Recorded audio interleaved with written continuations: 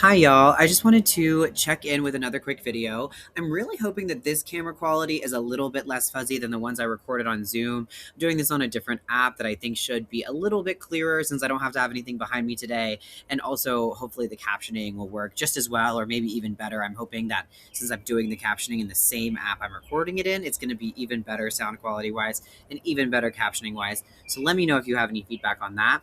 But I just wanted to check in with a quick video for this unit to talk a little bit more about the editorial and then also some quick housekeeping things up top.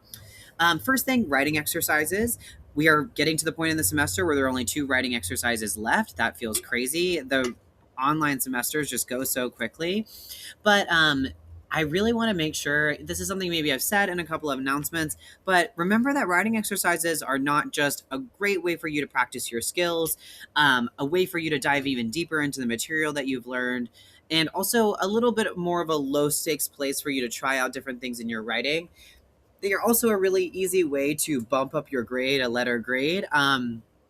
I know that when you see the breakdown of the percentages of each of the in the course, it's like, well, 70%, that's basically the whole grade. Like, why would I do these other little portions? But I will say I've had so many people come through either a summer semester or a spring or fall semester, and their writing exercises and participation combined moved them from a B to an A or a C to a B or a D to a C. That can be a really, really helpful thing for, you know, making sure that you're having as much possible success in the course as you possibly can. I totally feel like sometimes it's like summer, you're like, well, what I get is what I get. But at the same time, if you could get an A over getting, a B or a C, might as well take it. So if you're somebody who's missed a couple of writing exercises, I would say that it's really super important to get those last 2 in because all they're going to do is help you boost your grade. The other thing is that this is my second to last video. I will be recording another video for your final portfolio. Sorry, I think my table is shaking a little bit. I'm going to record another video for your final portfolio assignment next week. But I wanted to talk a little bit more about the editorial today. And I didn't have a background or anything because I think actually there's a lot of tools that have been planted throughout this semester, but also in your 101 course that really help you write a super strong and great editorial. If I were you, the first thing I would do is go to the assignment and make sure that you read the instructions super carefully. I always want to make sure that the instructions are as detailed as possible so that when you are going to go to do the assignment, you can just exactly follow the instructions and produce something great. But I also wanted to record this video to just give you guys a little bit more color on like where the editorial comes from. So when I teach English 101, something that I'll talk about a lot in the profile unit where you interview somebody else about the topic that you're studying throughout the semester, is I'll say like, oh, great call to action. Like, think this is awesome. This is a great way to incentivize your reader to take action, right?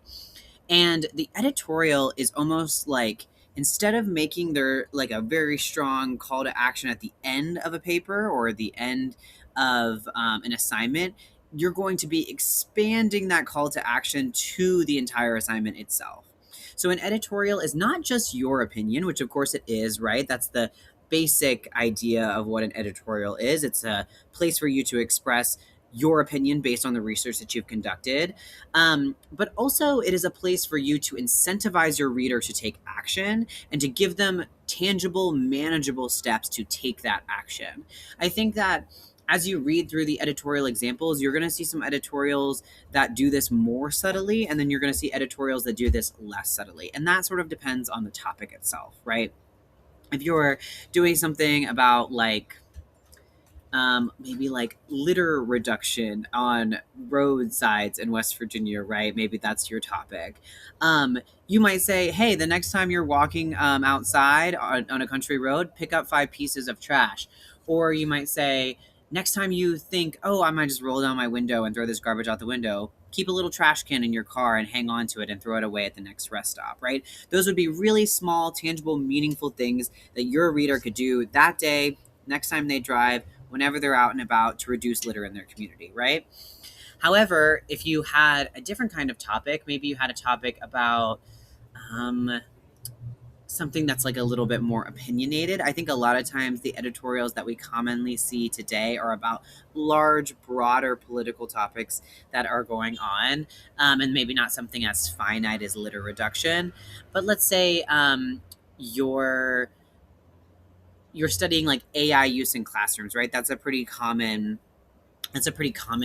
topic this semester and in previous semesters, right? Because it's interesting, right? There's something new, and I think that actually just studying AI for the English 102 semester is a really great idea because always going to be new information coming out about it. So there's always going to be something current to pull from research wise, which is one of the main assignments of the course, right? That you're not only engaging with the topic that is relevant, but it's also relevant to the particular time that we're in. It's not just like relevant always, but there's something particular happening right now.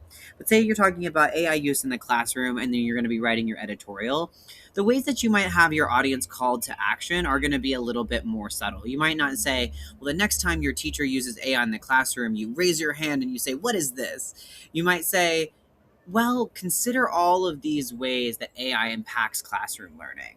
And then you allow your reader to draw their own conclusion, but their conclusion is sort of orchestrated or crafted by what you lay out, right? This is your opportunity to be as argumentative as you want to be. I feel like the annotated bibliography, sorry, is an opportunity like we talked about going around to the different booths at the fair and finding out what all these different experts think, right? Your researched argument is a way for you to draw on the research and say, okay, well, according to the majority or the people that I looked into, this is what they say, and I support that argument.